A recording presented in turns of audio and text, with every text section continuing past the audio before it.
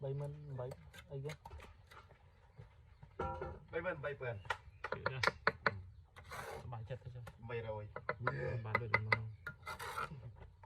tụi bay chắc đấy bầm miên lôi tinh cạn anh vào này mà này cho phải cái này làm cái rồi thì này tinh vào má tinh nhắm mùi gì bán nó bán bay mơn còn má nó bán bay mơn bay mơn lắm này bán cá má cả cho lấy nó cạn to má này lấy mà cạn nó sao bay mơn bay bền chứ dân tinh tinh pram nó đi rồi chụp nào về lại tí đi về làm ta xin cream chọc về làm biết tiếng à nó rất chính tiểu hơn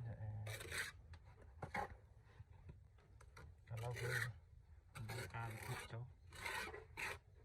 ta đầu tiên sao thôi cream về làm này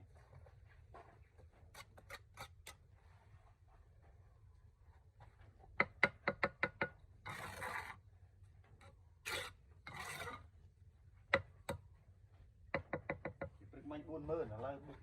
bay mình bay ấy mình tích cho pi vườn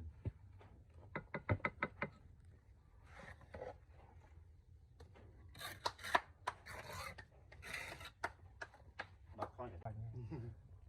miền đây giờ mình sắp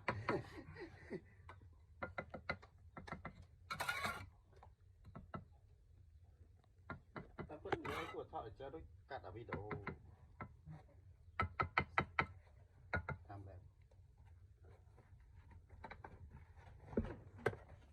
tới này cắt thọt trơn đó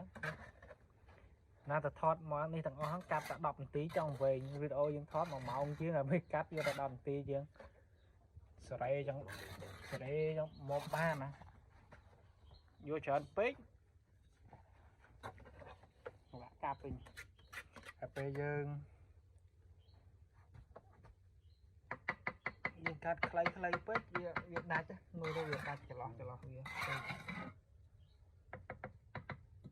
và này